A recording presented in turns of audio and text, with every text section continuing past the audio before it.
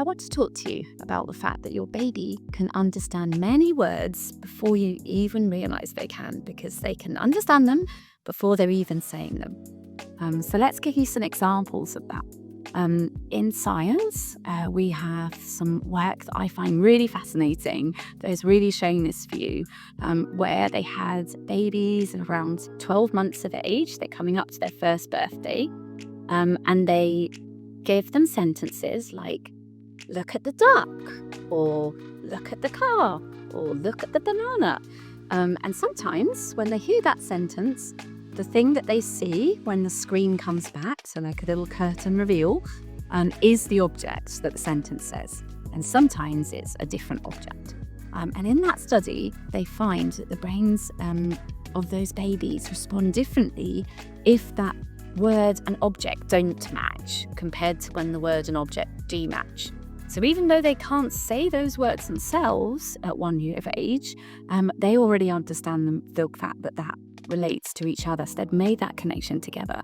And so they're already getting those words very early on, which was pretty cool, right?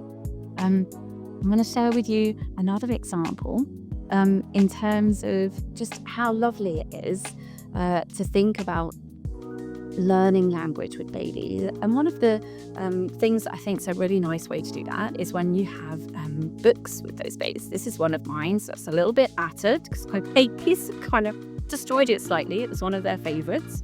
But this one's a really nice example of how you can use a kind of rhyming book in a way for them to understand those sounds better. So this one's called Each Peach Pear Plum. So you can hear it has this lovely alliterative sound. And my son, I can't remember how old he was, but really quite early, before his second birthday, he was sort of saying some of these rhymes to me. He couldn't read the book, but he'd already learnt the rhymes because it was a bit like a song. He'd learnt all of those speech. And another thing, when you're thinking about, let's see, I think actually the cover's quite good for this.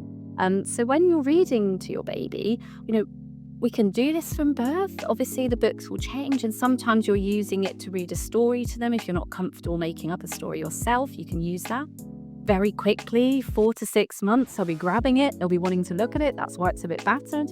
And they'll kind of share that experience with you. They might not be able to attend for the whole thing, but they'll start to sort of pick up this pattern that books are a positive thing, that you're having that social experience, that you're doing something fun. And it helps them be able to concentrate more and more as that baby grows into a toddler and becomes that little person that enjoys sharing books with you. But I think sometimes we're not very good at it. So we can sometimes talk to that baby forgetting just how young they are, but also just how capable they are when they're little.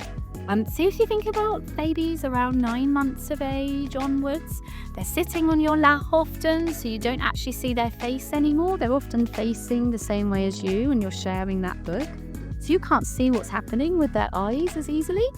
But they're often listening to you and trying to interpret what you're saying in a very sophisticated way. So I remember a time that happened with my mum. So my boy was sitting on his grandma's knee reading a book, and I happened to be sitting across from them.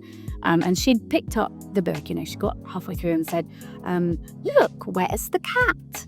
And she was waiting for my son to reply, but she probably waited about 2 or 3 seconds. And I could still see his face moving across the whole book, trying to work out where this cat was. So he was actively trying to do what she was saying. And then she went, there it is, pointed out where the cat was before he'd had a chance to find it.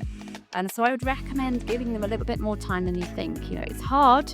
You kind of almost have to sit on your own hands with your patience sometimes, because it does feel like a long time compared to an interaction with an adult or an older child. But give them a little bit of time, maybe about 10 seconds when you ask that question. You'll be surprised how often they find the answer and they've understood exactly what you wanted from them, if you give them the space to show you just how clever they are.